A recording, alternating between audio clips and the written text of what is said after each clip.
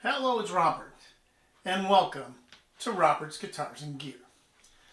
Today I am talking about how to take a Squier Affinity, in this case a Squier Affinity Tele, and make it a really usable guitar, or a giggable guitar.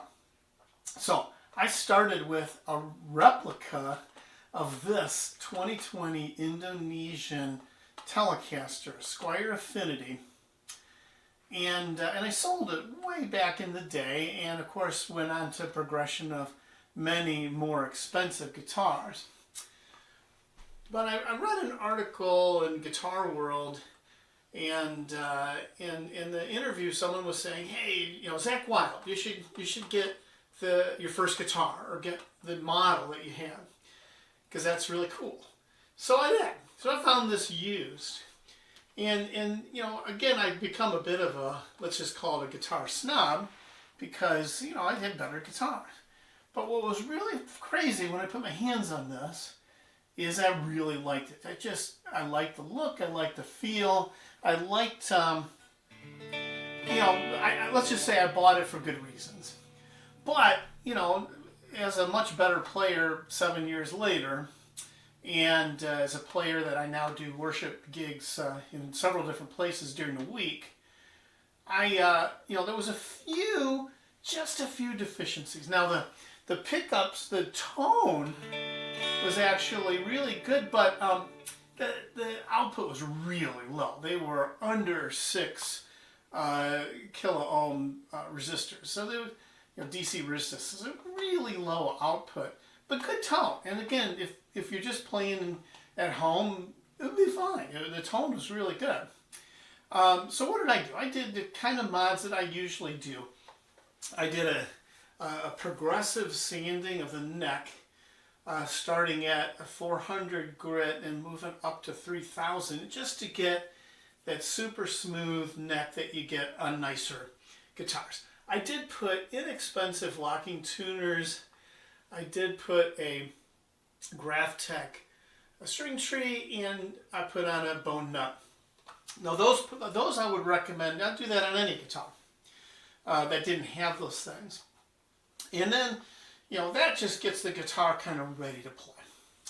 Now next, I did some things that, carefully targeted, and changes that you would have to consider for yourself and what you're going to do to the guitar. So first of all, opening it up, the switch was a PCB switch. Now they work fine, and they probably last perfectly long, but they're not extremely robust, and I just don't like them.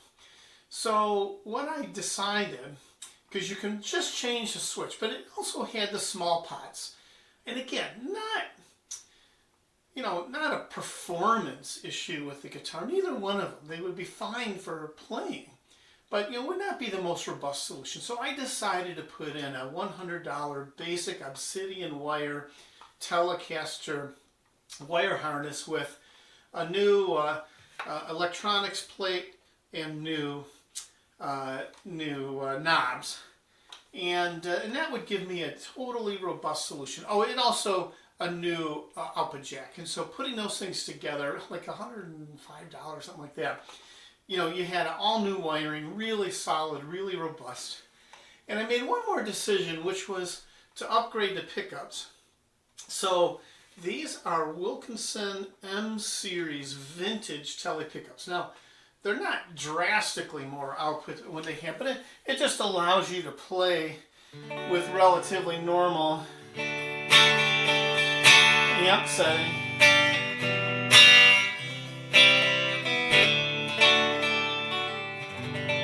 And they sound great. Again, if you were looking for a more modern sound, higher output Tele pickup, you could certainly do that.